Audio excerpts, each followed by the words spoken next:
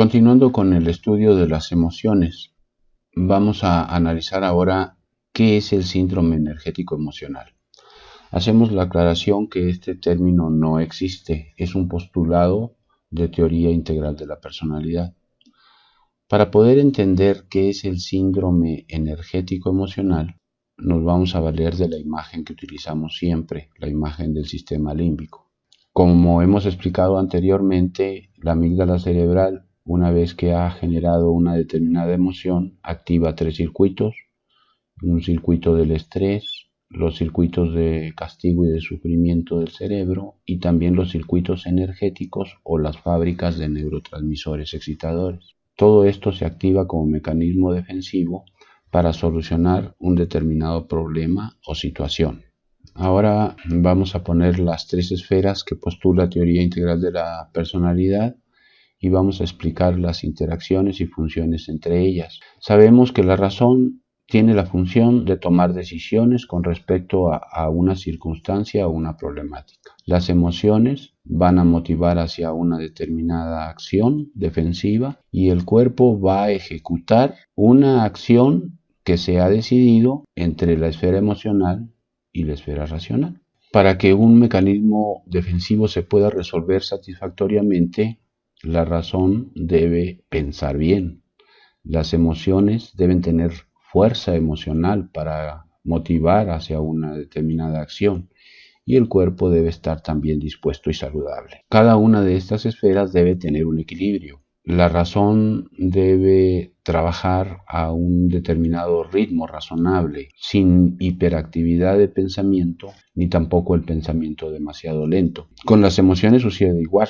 Las emociones deben tener un determinado grado de fuerza, ni deben ser muy exaltadas, ni tampoco muy apagadas. Y el cuerpo también debe tener la suficiente energía para las acciones requeridas. Así como puede haber hiperactividad en cualquiera de estas 3 esferas, también hay lo contrario, se pueden deprimir.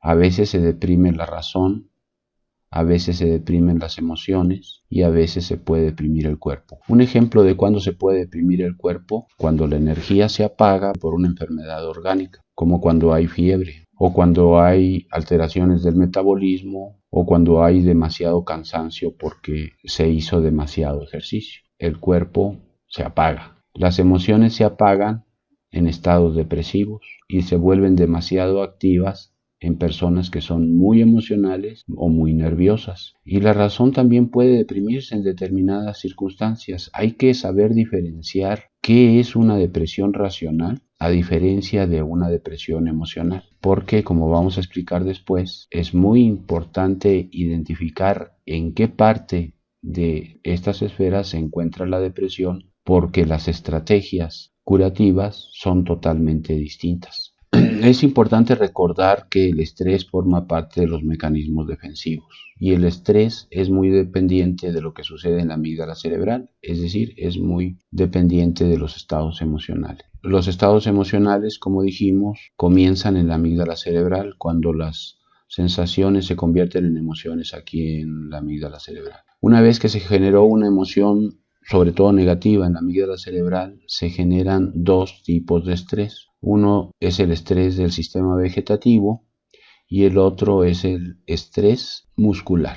El estrés del sistema vegetativo tiene la función de preparar los órganos automáticos del cuerpo, los sistemas automáticos del cuerpo, el sistema circulatorio, sistema urinario, sistema metabólico, sistema digestivo, sistema inmunológico, etc. Todas las funciones automáticas e inconscientes del cuerpo las activa el sistema vegetativo a través del hipotálamo, la hipófisis y otros centros del estrés del cerebro. En cambio, el sistema muscular pues tiene, como es de suponerse, la función de darle movimiento al cuerpo para que pueda cumplir una determinada acción defensiva. Hay 2 tipos de activación muscular. Una que es inconsciente y depende de la amígdala cerebral, que activa ciertos núcleos del cuerpo estriado que se encuentra en esta zona. Este sistema muscular emocional suele ser inconsciente y automático, igual que el sistema vegetativo. Y hay otro sistema que es movimiento voluntario, que está promovida obviamente por la razón, por los lóbulos frontales, a través de la voluntad. Es decir, yo decido qué músculos voy a mover, qué partes del cuerpo voy a mover para una determinada acción. Muy seguido, cuando el estrés es muy crónico, el sistema muscular automático trabaja demasiado y los músculos se tensan más de lo debido. Y entonces terminamos el día con mucha fatiga o con dolores musculares, precisamente por ese estrés muscular que se está auspiciando en el sistema emocional a través de la amígdala cerebral y del cuerpo estriado. Esto nos explica por qué a veces terminamos cansados y adoloridos, aunque no hagamos mucho ejercicio. Para que el estrés vegetativo o el estrés muscular puedan entrar en actividad, se necesita energía. Esa energía va a ser aportada por las fábricas de neurotransmisores excitadores y también por la hipófisis, que va a generar también hormonas excitadoras, que van a poner al cuerpo en alerta y en despertamiento, van a poner al cuerpo en actividad. Por lo tanto, se fabrican y liberan esos neurotransmisores excitadores que van a ser necesarios para aportar todo el combustible, toda la energía que el cuerpo va a gastar en ese proceso defensivo. Los neurotransmisores excitadores más conocidos son, por ejemplo, la adrenalina, la dopamina, la serotonina, el cortisol. Es importante aclarar que todo este sistema del estrés nos está significando que el sistema emocional está trabajando correctamente. Si el sistema emocional se deprimiera por alguna circunstancia, el sistema del estrés no va a funcionar correctamente. ¿A qué conclusión nos lleva esto? A que mientras exista estrés sentido o manifestado dentro del cuerpo, significa que el sistema emocional está cumpliendo bien con su acción defensiva. Aquí no podemos hablar de una depresión. Mientras exista estrés, no podemos hablar de depresión emocional. Al contrario, hay una hiperactividad emocional que nos genera este estrés. Esto es importante puntualizarlo para saber diferenciar distintos tipos de depresiones, como vamos a puntualizar después. Todo este estrés se puede sentir a manera de nerviosismo. Mientras yo me sienta nervioso, significa que mi sistema emocional está tratando de solucionar un problema a través de las emociones. También es importante destacar que podemos dividir el estrés en dos tipos: estrés productivo y estrés improductivo. Un estrés productivo sería aquel que está ejecutando las acciones adecuadas, sensatas, para solucionar correctamente un problema, pero esas acciones adecuadas las aporta la razón. Normalmente la amígdala se activa antes que la parte racional, por eso se le llama vía corta a la activación de la amígdala cerebral. Entendámoslo de esta manera. La amígdala cerebral lo que hace es preparar al cuerpo a través del estrés para una determinada acción defensiva. ¿Pero cuál acción defensiva? La que indique la razón. Entonces, ese estrés lo podemos considerar primario. Es como si el cuerpo dijera: yo ya estoy listo para la acción. Las emociones me dijeron que ya me preparara. Ahora, los dos, el cuerpo con el estrés y las emociones, están esperando la decisión final que tome la razón para solucionar el problema en cuestión. Si la razón toma una decisión adecuada, el problema se va a solucionar, el estrés ya no se va a necesitar, las emociones se van a tranquilizar y el cuerpo también. A eso se le llama un estrés productivo, cuando culmina en la solución de un problema. Pero muchas veces la amígdala cerebral y el cuerpo continúan esperando que llegue una decisión adecuada y la razón se tarda mucho en resolver ese problema. Dependiendo de la naturaleza del problema que queremos solucionar, nos podemos preguntar: ¿cuánto tiempo nos podemos tardar en solucionar un problema? Un problema lo podríamos solucionar en cuestión de segundos, de minutos, de horas, a veces de días, semanas, meses, y hay veces que nos tardamos hasta años para solucionar un problema. Entonces, mientras no se solucione un determinado problema, las emociones van a seguir activas mientras tengan la energía, mientras aguante la amígdala cerebral. Un estrés crónico puede llegar a cansar a la amígdala cerebral. Las células de la amígdala cerebral tienen el derecho de agotarse y de cansarse por una sobreactivación, por un ejercicio crónico. y entonces la amígdala cerebral se puede derrotar y es entonces cuando aparece lo que conocemos como depresión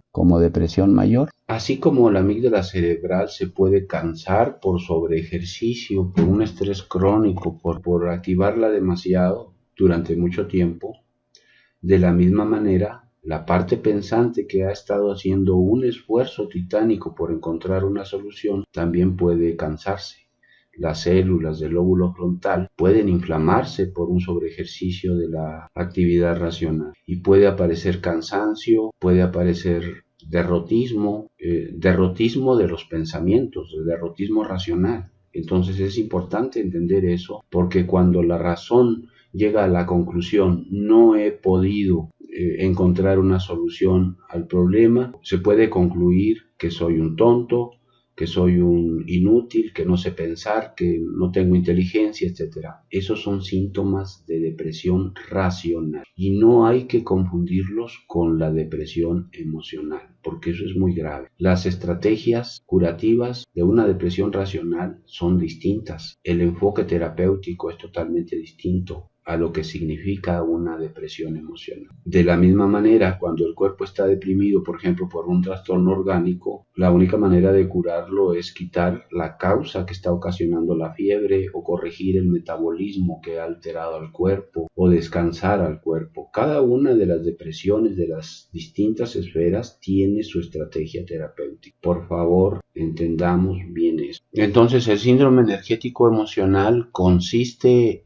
en la fuerza que tiene la razón y las emociones para generar la suficiente energía defensiva que el cuerpo debe tener para solucionar un determinado problema. Vamos a ver ahora una definición más complicada de lo que es el síndrome energético emocional. Es un postulado de teoría integral de la personalidad que relaciona la cantidad de energía defensiva manifestada en función de los estados emocionales, como ya explicamos, y de la autovaloración racional. Es decir, cuán inteligente me siento para solucionar un determinado problema y cómo está mi situación emocional. ¿Tengo la suficiente energía emocional? ¿Tengo la suficiente motivación emocional para enfrentar ese problema o no? Y en el siguiente cuadro vamos a ver que este síndrome energético del que estamos hablando está modulado por el binomio seguridad e inseguridad. ¿Qué tan seguro o inseguro me siento para solucionar ese problema?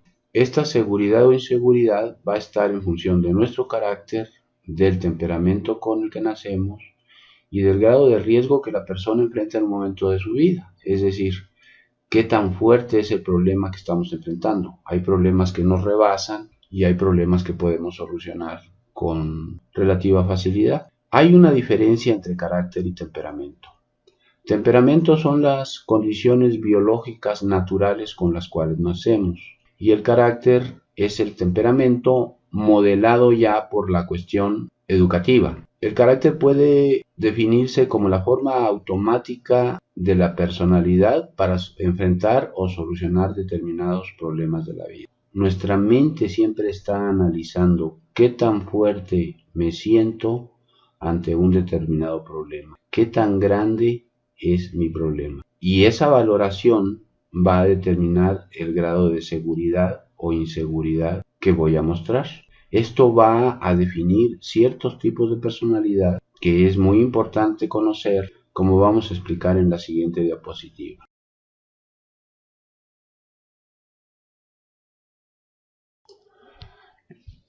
Pues esta es la diapositiva que vamos a utilizar para explicar el síndrome energético y los distintos tipos de personalidad que solemos tener para enfrentar la vida. Y con respecto a esto vamos a hacer una analogía simbólica.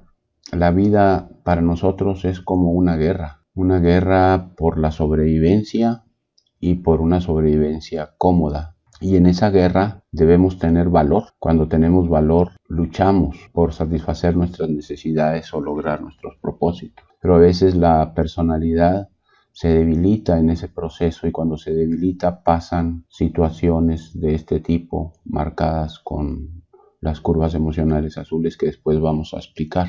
Mantener el valor para luchar por la vida es prioritario. Hay una frase que utilizamos en teoría integral de la personalidad para sintetizar esto la vida, como decimos, es una guerra y el que se acobarda pierde. Entonces, en teoría integral de la personalidad, lo que hacemos cuando vemos que una persona está sufriendo porque no está ganando esa guerra, porque la está perdiendo parcialmente, les enseñamos a recuperar el valor, la energía para poder enfrentar esa guerra. Todos estos detalles de los distintos tipos de personalidad que suelen tener las situaciones emocionales y que se manifiestan a través de una personalidad característica, los vamos a explicar en un siguiente video porque aquí ya no nos alcanza el tiempo. Vámonos entonces al siguiente video para analizar estos detalles tan interesantes.